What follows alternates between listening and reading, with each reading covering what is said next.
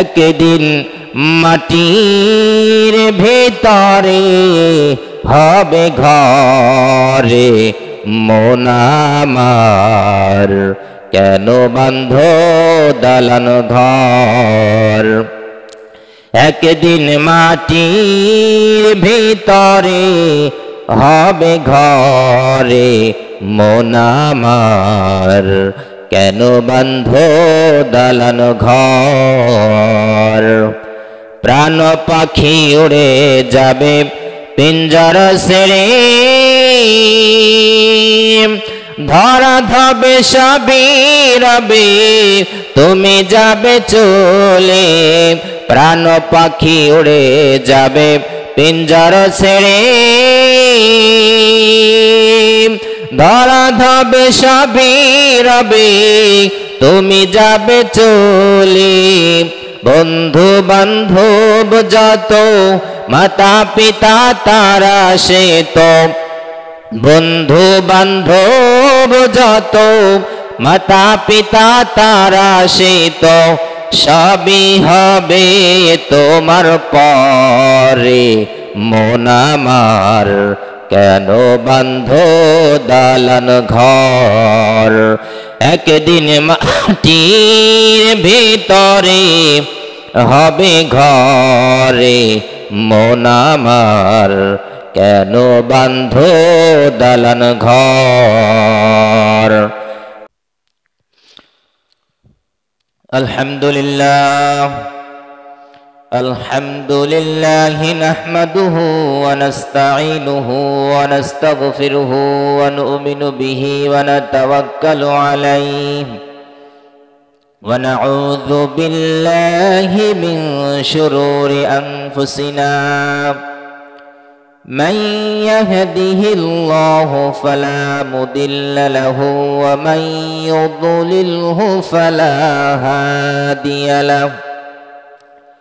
نشهد أن لا إله إلا الله وحده لا شريك له، ونشهد أن سيدنا ومولانا محمدًا عبده ورسوله.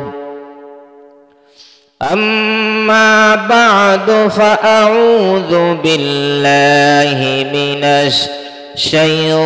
الشيطان الرجيم. بسم الله الرحمن الرحيم.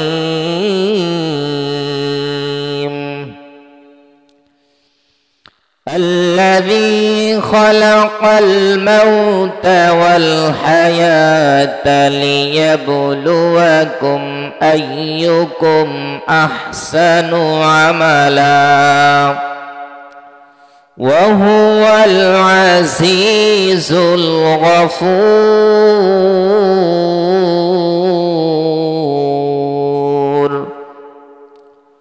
وقال تعالى: منها خلقناكم وفيها نعيدكم ومنها نخرجكم تارة أخرى. وقال النبي صلى الله عليه وسلم: حب الدنيا رأس كل خطيئة، أو كما قال عليه الصلاة والسلام. وقال تعالى في شأن حبيبه مخبرا وآمرا: إن الله وملائكته يصلون على النبي يا أيها الذين آمنوا صلوا عليه وسلموا تسليما. اللهم صل على محمد وعلى آل محمد كما صليت على إبراهيم وعلى آل إبراهيم إنك حميد مجيد اللهم بارك على محمد وعلى آل محمد كما باركت على إبراهيم وعلى آل إبراهيم إنك حميد مجيد একদিন তোমারি নাম মসজিদে হবে এলান একদিন তোমারি নাম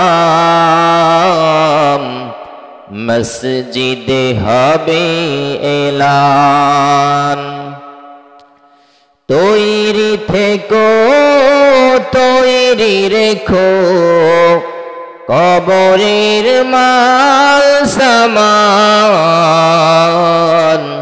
একদিন তোমারি নাম মসজিদে হবে এলান একদিন তোমারি নাম মসজিদে হবে এলান লা ইলাহা ইল্লাল্লাহ লা ইলাহা ইল্লাল্লাহ লা ইলাহা ইল্লাল্লাহ লা ইলাহা ইল্লাল্লাহ লা ইলাহা ইল্লাল্লাহু মুহাম্মাদুর রাসূলুল্লাহ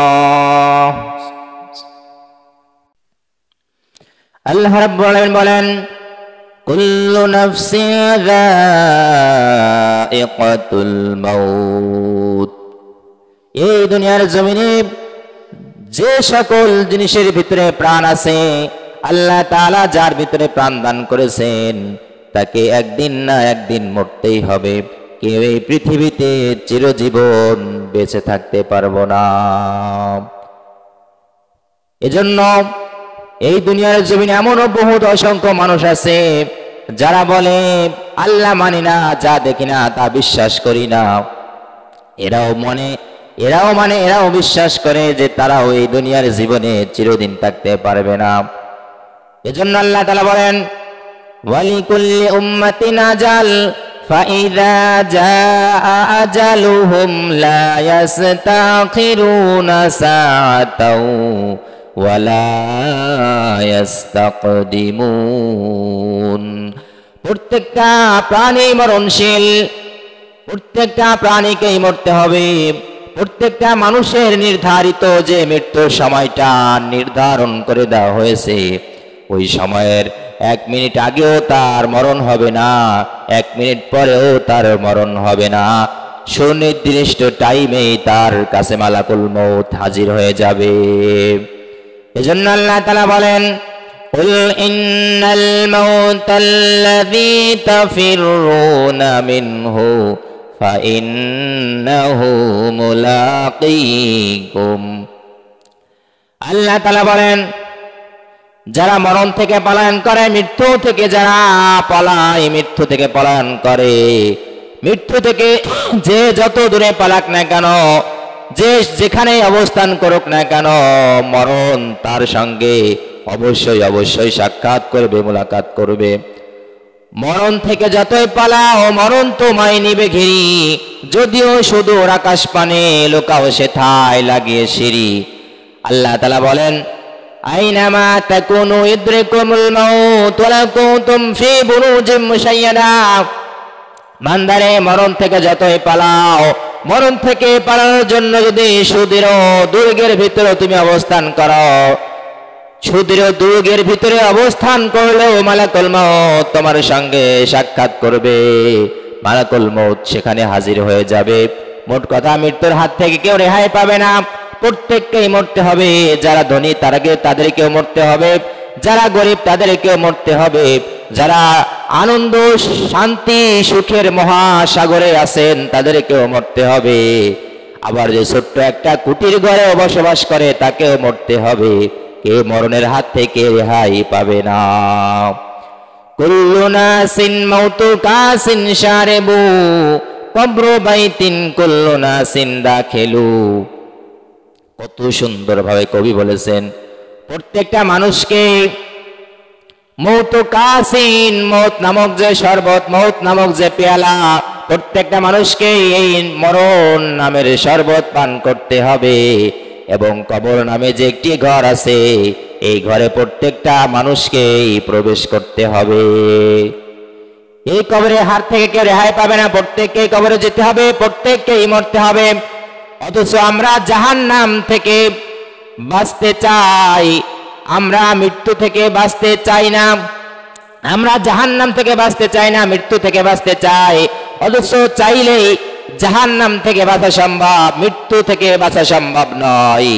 এজন্য মুহতারাম হাজিরিন, মৃত্যু থেকে বাঁচার চেষ্টা হাজারো চেষ্টা করার পরেও মৃত্যুর হাত থেকে রেহাই পাবে না।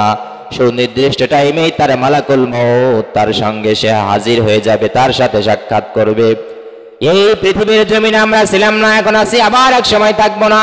এই দুনিয়ার জমিনে আমার বাবা এক সময় ছিল, আমার দাদা ছিল, আজ তারা নাই, তারা চলে গেছে। আমিও একদিন এই দুনিয়ার জমিন ছেড়ে চিরতরে বিদায় হয়ে যাব, আর কোনোদিন ফিরে আসবো না। একদিন মাটির ভেতরে হবে ঘরে মন আমার, কেন বাঁধ দালান ঘর।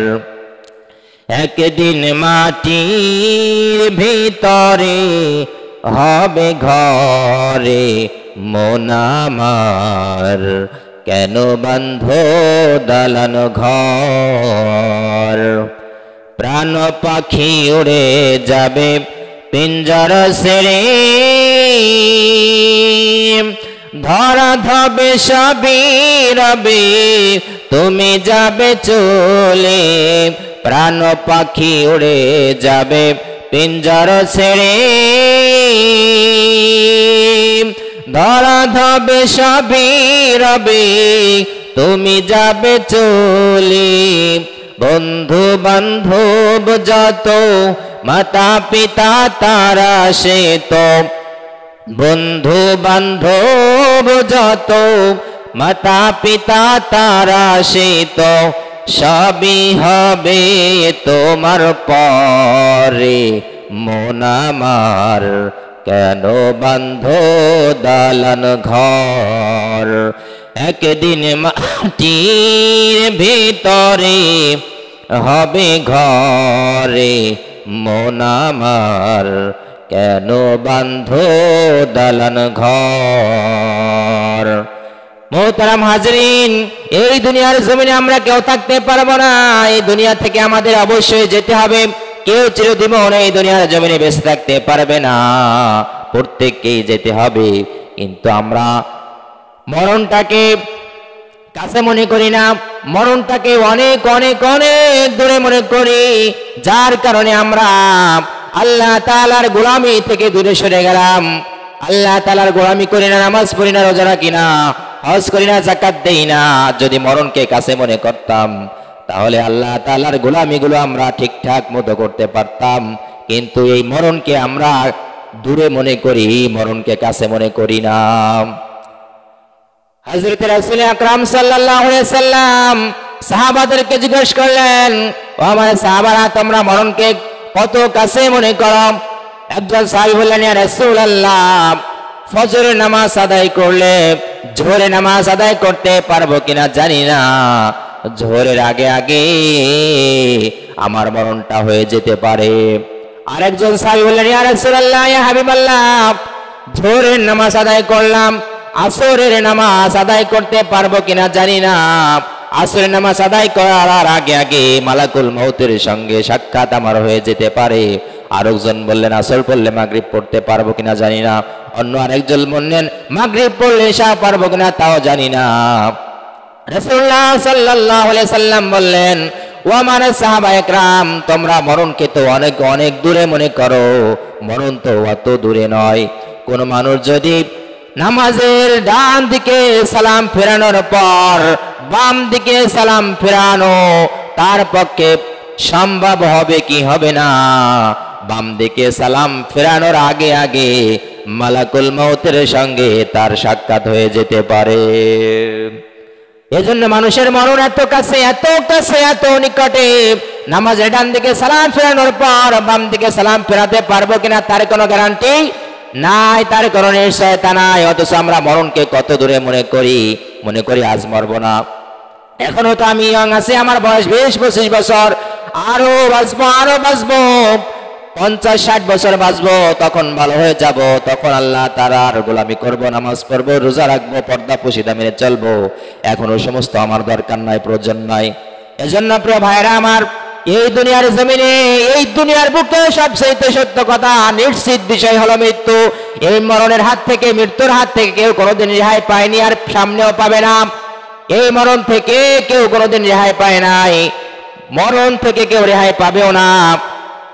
কেউ তার নিজের শক্তির কারণে বেশি দুনিয়াতে বাঁচতেও পারে নাই, বাঁচতে পারবেও না। যেমন মাইকেল জ্যাকসন, সে আল্লাহর সাথে পাল্লা দিয়ে মাইকেল জ্যাকসন বলেছিল, আমি এই দুনিয়ার জমিনে 150 বছর বেঁচে থাকতে চাই। এই 150 বছর বেঁচে থাকার কারণে মাইকেল জ্যাকসন গুণীজনদের পরামর্শ নিলেন। 12-13 জন ডাক্তার তার কাছে সব সময় থাকতো, তার আশেপাশে ঘোরাঘুরি করত। এই 12 জন ডাক্তার তার কাছাকাছি থাকতো। মাইকেল জ্যাকসন যখন রাত্রে ঘুমাতে যেত, অক্সিজেন পুরো বিছানায় সে ঘুমাতো, অক্সিজেন নাকের ভিতরে দিয়া ঘুমাইতো, যেন ঘুমের ভিতরে অক্সিজেন না থাকার কারণে তার মৃত্যুটা যেন না হয়ে যায়। এই জন্য সে নাকের ভিতরে অক্সিজেন লাগায়া ঘুমাইতো। সে মানুষের সঙ্গে যখন মুসাফা করত, মোলাকাত করত, হাতের ভিতরে গ্লাভস পরে তারপরে লোকদের সঙ্গে মুসাফা করত, মোলাকাত করত, যাতে করে হাতের ভিতরে যদি গ্লাভস না থাকে, অন্য ব্যক্তির হাতের ভিতরে যদি কোনো ময়লা থাকে, ব্যাকটেরিয়া থাকে, আর ওই ময়লা ওই ব্যাকটেরিয়া যদি আমার হাতে চলে আসে, তাহলে আমার তো সমস্যা হয়ে যাবে। আমার হাতে ময়লা জমে যাবে, রোগ সৃষ্টি হবে, জীবাণু লেগে যাবে, হতে পারে এখান থেকে আমার চূড়ান্ত পর্যায়ের কোনো ক্ষতি হতে পারে। এই জন্য সে গ্লাভস পরে লোকদের সাথে মুসাফা করা শুরু করলো। প্রত্যেকটা খাবার গ্রহণ করার আগে ডাক্তাররা, সেবিকারা তার খাবারগুলো আগে টেস্ট গ্রহণ করত। তারপরে যদি বলতো যে এই খাবারের ভিতরে কোনো সমস্যা, নিশ্চিন্তে আপনি খাবারটা খেতে পারেন, তখন ওই মাইকেল জ্যাকসন খাবারটা খেত। কিন্তু মাইকেল জ্যাকসন বেঁচে থাকতে চেয়েছে 150 বছর, কিন্তু মালাকুল মউত তার সঙ্গে সাক্ষাৎ করেছে 50 বছরে। নিজ সরাতে আজরাইল যেদিন আসিবে সামনে, পা থাকবে জমিনে তার মাথা ওই আসমানে। নিজ সরাতে আজরাইল যেদিন আসিবে সামনে, পা থাকবে জমিনে তার মাথা ওই আসমানে। পিপাসাতে বুকের সাথী যাইবে গো ফাটিয়া ফাটিয়া গো, এই দুনিয়া যাবা সারিয়া।